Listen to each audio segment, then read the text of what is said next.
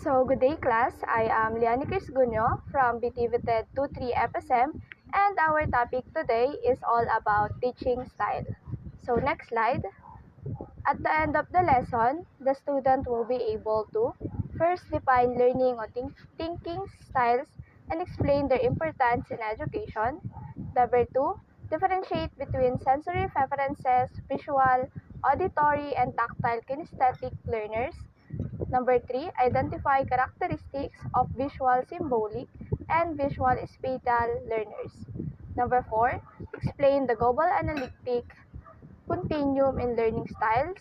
Number 4, describe the concept of multiple intelligences and list its different types. Number second to the last, analyze how thinking or learning styles affect students' performance and classroom interaction. And lastly, apply appropriate teaching strategies based on students' learning style and intelligences. So next slide. Now we will going to tackle the teaching strategies guided by thinking or learning style. And next slide. So according to Howard Gardner, the multiple intelligence is a theory that each person has different kinds of intelligences in varying strength. So according nga kay Gardner, yung multiple intelligence daw is yung bawat tao is may iba't ibang kalakasan. Kunwari, yung isang estudyante is magaling sa sport, yung isa naman is magaling sa public speaking, yung iba naman is magaling sa problem solving. Then next slide. So this slide is the different types of multiple intelligences. The first is verbal or linguistic.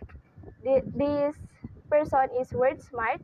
So they are learning through spoken and written number.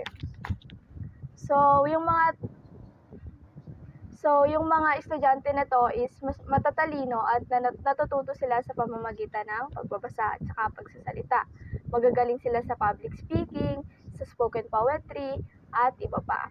So number 2 naman is yung logical o mathematical intelligence. Sila naman yung mga number smart. So yung mga learners na ito is magagaling at saka natututo sa pamamagitan ng reasoning tsaka problem solving. The number 3, visual or spatial. Sila naman yung magagaling at mas mabilis matuto kapag pag may visualization. Kunwari may mga picture, may mga graphs, may mga diagram, etc. Then number 4, bodily or kinesthetic, body smart.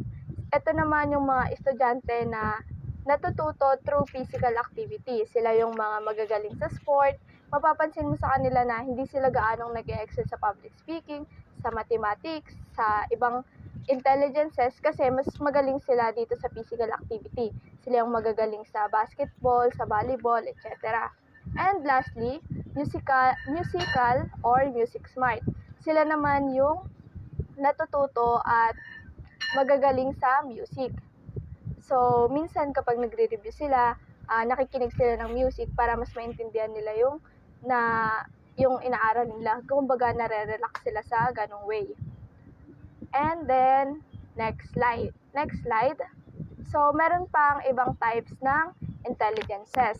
Ito yung interpersonal, which is people smart. So, sila naman yung mga natututo through interaction. So, mas natututo sila kapag nagkakaroon sila ng interaction sa ibang tao. Kunwari, group discussion, group review, ganon. So, second naman is intrapersonal. So, kabaliktaran naman nito yung interpersonal. Sila naman yung mga introvert na natututo mag-isa.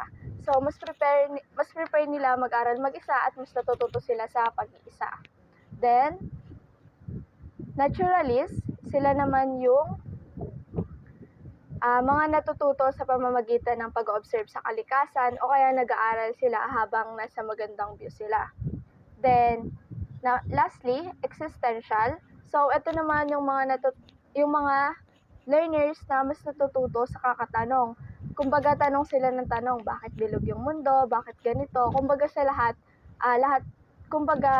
is gusto nilang mahalaman at saka hanapan ng answer. And the next slide. So teaching strategy. Teacher should use knowledge of learning, style and intelligences.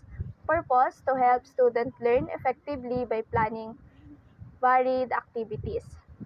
So dito, sabi is isa dapat sa maging strategy ni teacher is dapat alam nila yung learning style at saka intelligence ng bawat student nila.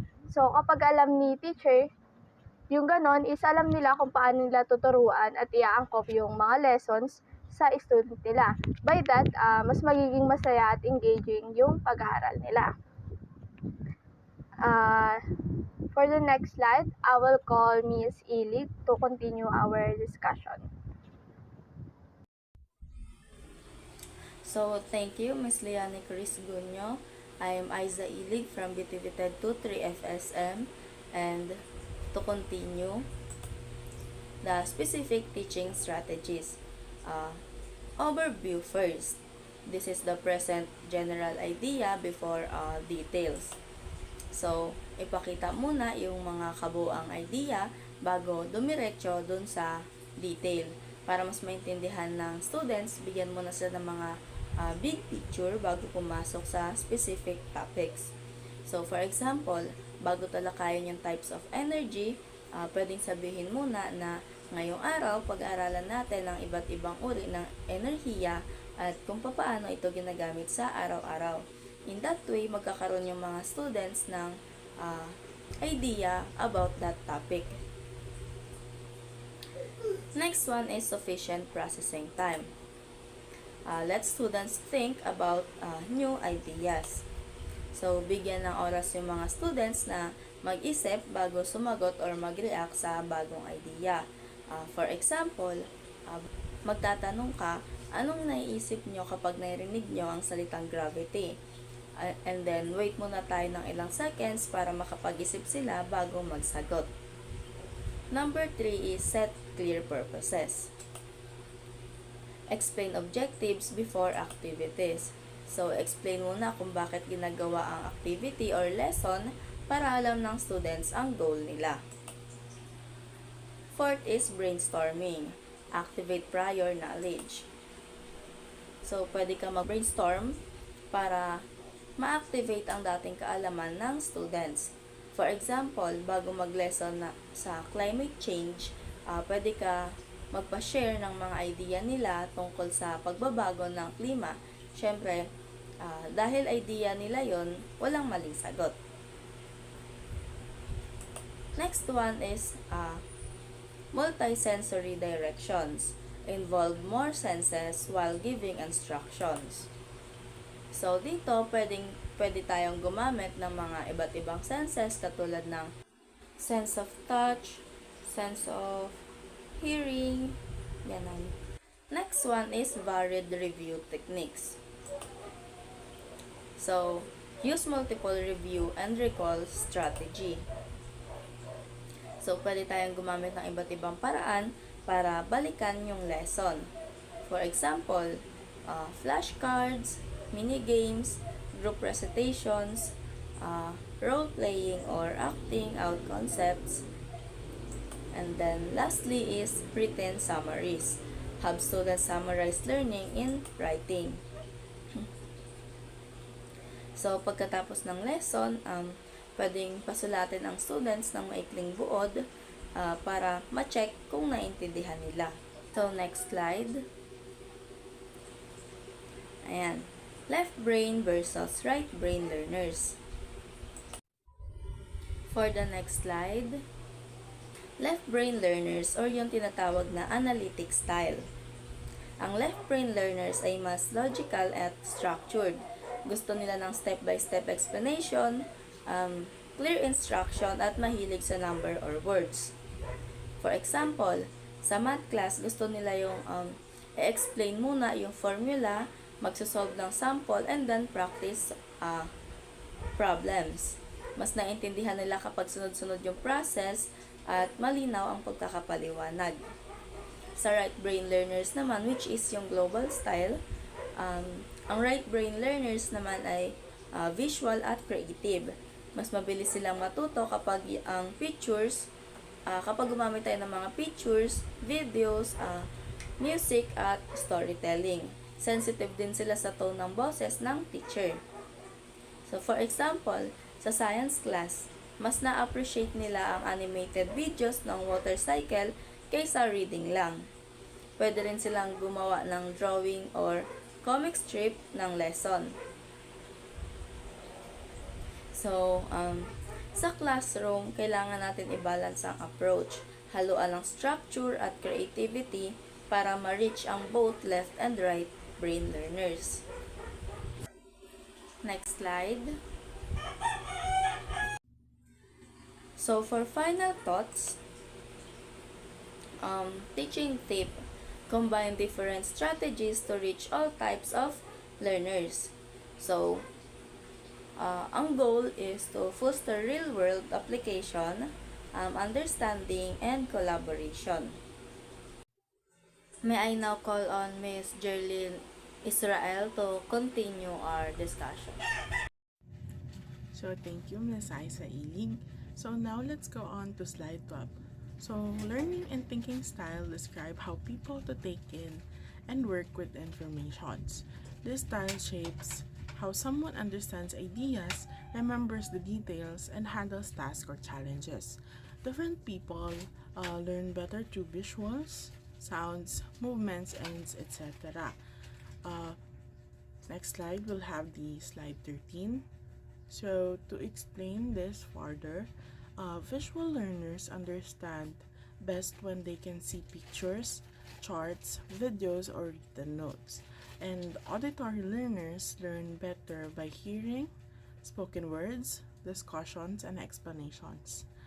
Third, tactile or kinesthetic learners prefer to listen or learn by doing, moving, and handling things with their own hands. And next slide, slide 14. We have the visual iconic and visual symbolic. So for the visual iconic, we learn best through pictures, drawings, videos, and real-life images. For visual symbolic, we prefer written words, numbers, charts, and symbols to understand the ideas. For the slide 15, we have the global thinkers and analytic thinkers. So global thinkers, it is those people who understands ideas by looking at the overall pictures first, then filling in the details.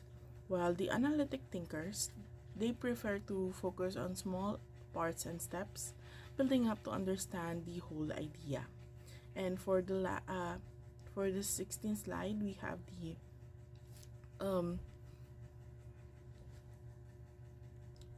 And for the 16th slide, we have the teaching strategies for different styles. So,